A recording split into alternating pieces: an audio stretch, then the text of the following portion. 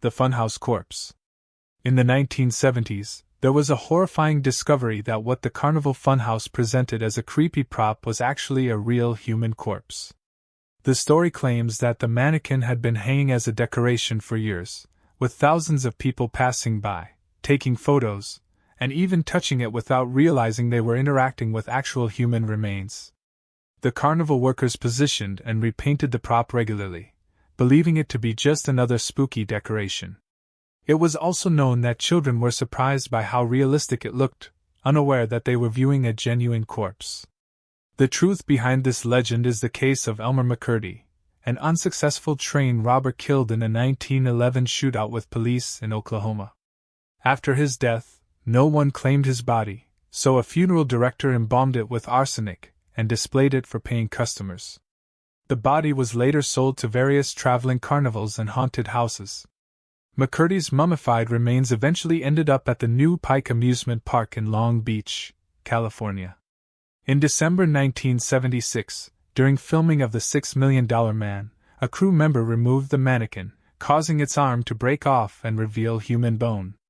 Medical examiners confirmed it was a real human body. Investigations revealed the body had been painted multiple times with phosphorus paint and decorated as various props throughout the years. McCurdy's corpse had traveled across America as a carnival attraction for 65 years before being discovered. He was finally buried in Summit View Cemetery in Oklahoma in 1977. The Bunny Man.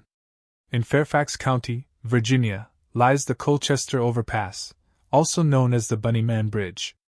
According to legend, in 1904 there was a transfer of patients from an asylum. Their bus crashed, and all patients except one were recaptured. Soon after, dead bunnies started appearing around the area, many of which were hanged on the Fairfax Station Bridge. The first documented encounter with the Bunny Man occurred on October 19, 1970, when U.S. Air Force Academy cadet Bob Bennett and his fiancée were parked in their car near the bridge.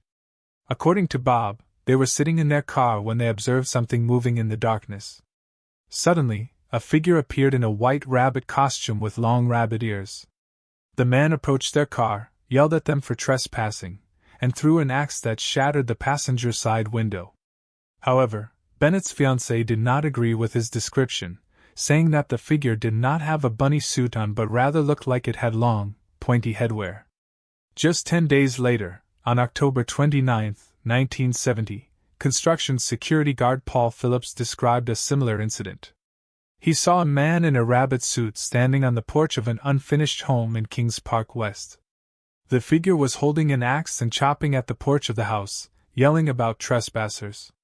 When the man noticed Phillips, he told him that he was trespassing and that if he came any closer, he would chop off his head. After that, Phillips fled the scene. Following these events, around 50 people reported that they had seen the Bunny Man, and both cases were thoroughly investigated by local law enforcement. The reports are still kept in Fairfax County records, but they did not lead to anything. While the original Bunny Man was never caught, his influence remains, and the Colchester Overpass has stayed intact since that time. The Green Man. The Green Man, also known locally as Charlie No Face, was a man named Raymond Robinson who walked the empty roads of Beaver County, Pennsylvania, at night. The Green Man's face was deformed from a tragic accident in 1919 when Raymond Robinson, at 8 years old, was seriously injured while attempting to examine a bird's nest on the Morado Bridge near Beaver Falls. While climbing the bridge, Robinson touched a power line carrying 22,000 volts of electricity. The accident was documented in local newspapers, which reported that young Raymond had been severely disfigured, losing his eyes, nose, and right arm. What transformed Robinson from a tragic accident victim into a living legend was his habit of taking long walks at night along State Route 351 between Coppell and New Galilee. Unable to work traditional jobs due to his injuries, Robinson spent his days crafting leather wallets and belts at his family's home. He would go on solitary walks along the rural road at night when there wouldn't be people outside because he didn't wish to scare others. However, his choice made it a scarier experience for residents of Beaver County who drove along Route 351 at night.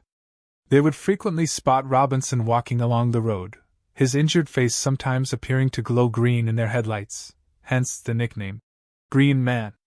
What makes Robinson's story particularly compelling is the way it transformed from documented fact into regional folklore. While many who encountered him at night were frightened, those who took the time to speak with Robinson found him to be friendly and intelligent. He would often stop to chat with curious teenagers who sought him out, and some locals would offer him cigarettes or beer, interactions confirmed by multiple independent accounts and newspaper interviews. Robinson continued his nighttime walks until his death in 1985. The dead body under the mattress. There have been urban legends about dead bodies under mattresses throughout all of history. What makes this particular urban legend so terrifying isn't just its dreadful nature, it's the fact that it has proven true multiple times across different decades and locations. The reality has matched the legend with extreme accuracy. The most notorious verified case occurred in 1999 at the Ocean View Motel in Atlantic City, New Jersey. Guests had complained for days about a pervasive, sickening odor in room 112. The smell was dismissed as everything from a dead rat to a backed-up sewage system. Multiple guests checked in and out of the room, each complaining about the stench, each sleeping unknowingly above a corpse. When housekeeping finally investigated thoroughly, they discovered the decomposing body of Saul Hernandez, carefully concealed inside the box spring of the bed. The verification of this urban legend led to changes in hotel protocols across the country. Many establishments now require more thorough room inspections, including checking under mattresses and inside box springs. Some hotels have even switched to platform beds or sealed mattress units to prevent their use as hiding places. People in the walls. The notion of someone secretly watching from within the walls has long held a place in many urban legends. As it turns out, this particular horror story idea has a basis in documented reality, making it all the more disturbing. A case that resembles the urban legends occurred in 1986 in Pepperell, Massachusetts, where a man named Daniel LaPlante was discovered to have been secretly living within the walls of a family's home for an extended period. LaPlante, a convicted criminal, had accessed the house through a small crawl space and started living there for a while. He would emerge when the family was away to eat their food, move their belongings, and even watch them through holes he had drilled. Something similar happened in 2008 in Japan. A homeless woman was found living in a man's closet for over a year. She had snuck in through a tiny crack in the closet and remained hidden, only coming out when the homeowner was away. Loloyan. The urban legend of Loloyan was extensively covered by Swiss media, particularly by Le Matin newspaper in 2013. Unlike many folklore figures, this mysterious person was photographed multiple times, with verifiable sightings by local residents spanning a decade in the Mals region of Switzerland. Loloyan was first documented around 2003 when residents began reporting encounters with a tall figure in the woods. What distinguished these sightings from typical urban legends was their consistency.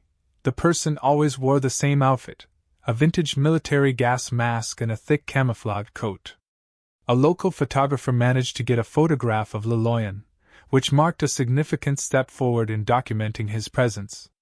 This photograph, which appeared in Swiss publications, showed exactly what witnesses had described: a person dressed in military attire traveling alone through forest paths. The photograph served to prove that this wasn't just local talk but a real person. The most concrete proof came in September 2013 when Loloyan's entire costume was deliberately left in the woods. A note that was found, published in part by Swiss media, mentioned the recent increased attention they had received. Local police confirmed the discovery of the artifacts and note, making this one of the rare masked figure stories supported by physical evidence and official paperwork. Cropsey. The Cropsey legend was about a deranged individual who would wander Staten Island's Willowbrook Mental Institution grounds after dark in the 1970s and 1980s. Cropsey was attributed to the disappearances of many children in the area. Many of the legends described Cropsey as an escaped mental patient, often depicted either wielding a bloody axe or with a hook for a hand. In reality, Cropsey was found to be Andre Rand, a former Willowbrook orderly who became one of Staten Island's most notorious criminals. Rand worked at the institution during its most notorious period, a time when patients were subjected to extreme neglect and abuse. After the institution's closure, he continued to haunt the periphery of the community, becoming a real-life embodiment of the Cropsey legend. Rand was convicted of kidnapping multiple young girls, with suspicions of involvement in numerous disappearances. His actual crimes mirrored the urban legend almost precisely, targeting vulnerable young women and operating around institutional grounds. The first confirmed kidnapping attributed to Rand was that of Jennifer Schwer in 1987. She was a 12-year-old girl with Down syndrome, exactly the type of vulnerable victim the Cropsey legend had described. Rand had a total of 5 notable alleged victims, and in 1988, he was sentenced to 25 years in prison. Toxic Lady? According to the Toxic Lady legend, a mysterious woman arrived at a California hospital in the 1990s, and when medical staff drew her blood, toxic fumes caused hospital workers to collapse. As the tale spread, it grew more dramatic. Some versions claimed her body melted through floors and that her presence caused equipment malfunctions. The legend describes hazmat teams quarantining hospital wings and staff falling ill from merely being near the woman. Stories tell of her skin's oily sheen, highly acidic blood, and strange odors that induced unconsciousness. The tale typically ends with her death and body being sealed in special containment. The truth behind this legend is the case of Gloria Ramirez. In 1994, she arrived at Riverside General Hospital with advanced cervical cancer and heart problems. Medical staff noticed an oily sheen on her skin, and after drawing her blood, which had an ammonia-like smell, hospital workers began experiencing nausea, breathing problems, and muscle spasms. A total of 23 people fell ill, 5 required hospitalization, and 1 worker even needed intubation. The emergency room was evacuated and decontaminated by a hazmat team. Ramirez died from kidney failure shortly after arrival. Scientists believe this incident occurred because Ramirez used DMSO, dimethyl sulfoxide, for pain relief. Her organ failure may have converted it to DMSO2, then to DMSO4, a toxic compound that caused the staff's symptoms. While lacking supernatural elements like melting floors, the real events were strange enough to inspire numerous urban legends.